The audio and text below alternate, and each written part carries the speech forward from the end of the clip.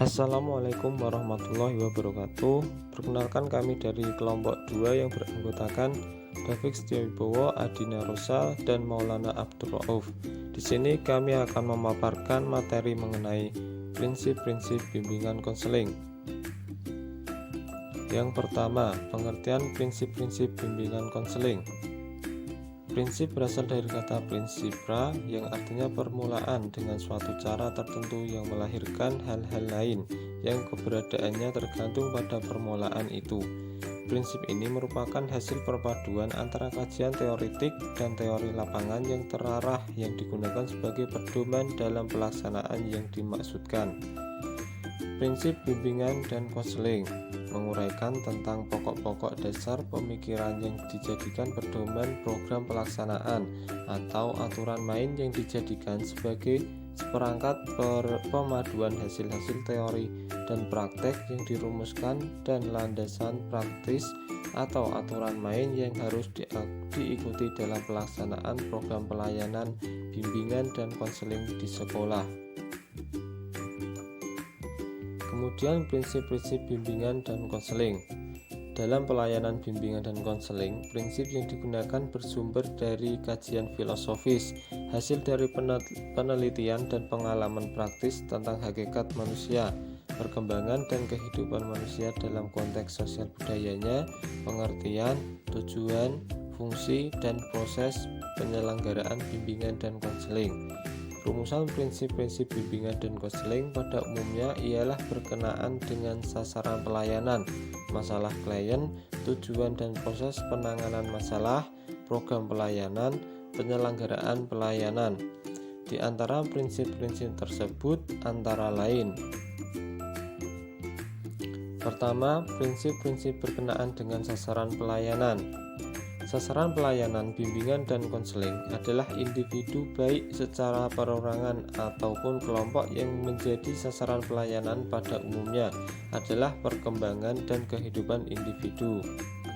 Namun secara lebih nyata dan langsung adalah sikap dan tingkah lakunya yang dipengaruhi oleh aspek-aspek kepribadian dan kondisi diri sendiri serta kondisi lingkungannya. Sikap dan tingkah laku dalam perkembangan dan kehidupannya itu mendorong dirumuskannya prinsip-prinsip bimbingan dan konseling sebagai berikut. BK melayani semua individu tanpa memandang umur, jenis kelamin, suku, agama, dan status sosial ekonomi. Kemudian BK berurusan dengan pribadi dan tingkah laku individu yang unik dan dinamis. Kemudian BK memperhatikan sepenuhnya tahap-tahap dan berbagai aspek perkembangan individu, dan BK memberikan perhatian utama kepada perbedaan individu yang menjadi orientasi pokok pelayanan. Adapun prinsip-prinsip berkenaan dengan individu, beberapa faktor yang mempengaruhi perkembangan dan kehidupan individu tidaklah selalu positif. Namun faktor-faktor negatif pasti ada yang berpengaruh dan dapat menimbulkan hambatan-hambatan terhadap kelangsungan perkembangan dan kehidupan individu yang berupa masalah. Pelayanan BK hanya mampu menangani masalah klien secara terbatas yang berkenaan dengan BK berurusan dengan hal-hal yang menyangkut pengaruh kondisi mental atau fisik individu terhadap penyesuaian dirinya di rumah, di sekolah, serta dalam kaitannya dengan kontak sosial dan pekerjaan, dan sebaliknya pengaruh lingkungan terhadap kondisi mental dan fisik individu. Kesenjangan sosial, ekonomi, dan kebudayaan merupakan faktor timbulnya masalah pada individu yang kesemuanya menjadi perhatian utama pelayanan BK. Kemudian ada prinsip-prinsip berkenaan dengan program pelayanan. BK merupakan bagian integrasi dari proses pendidikan dan pengembangan. Oleh karena itu, BK harus diselesaikan dengan dipadukan dengan program pendidikan serta pengembangan peserta didik. Program BK harus fleksibel, disesuaikan dengan kebutuhan individu, masyarakat, dan kondisi lembaga. Program bimbingan dan konseling disusun secara berkelanjutan dari jenjang pendidikan terendah sampai tertinggi. Kemudian ada prinsip-prinsip berkenaan dengan pelaksanaan pelayanan.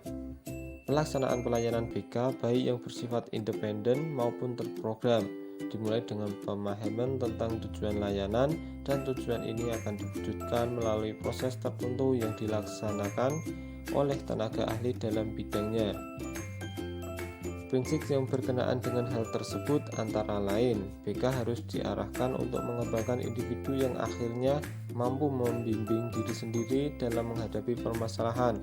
Dalam proses BK, keputusan yang diambil dan akan dilakukan oleh individu hendaknya atas kemampuan individu itu sendiri, bukan karena kemauan atau desakan dari pihak lain.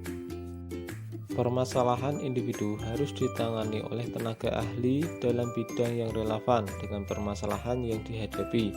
Kerjasama antara guru pembimbing, guru-guru lain, dan orang tua anak amat menentukan hasil pelayanan bimbingan, serta pengembangan program pelayanan BK ditempuh melalui pemanfaatan yang maksimal dari hasil pengukuran dan penilaian terhadap individu yang terlibat dalam proses pelayanan dan program bimbingan dan konseling itu sendiri.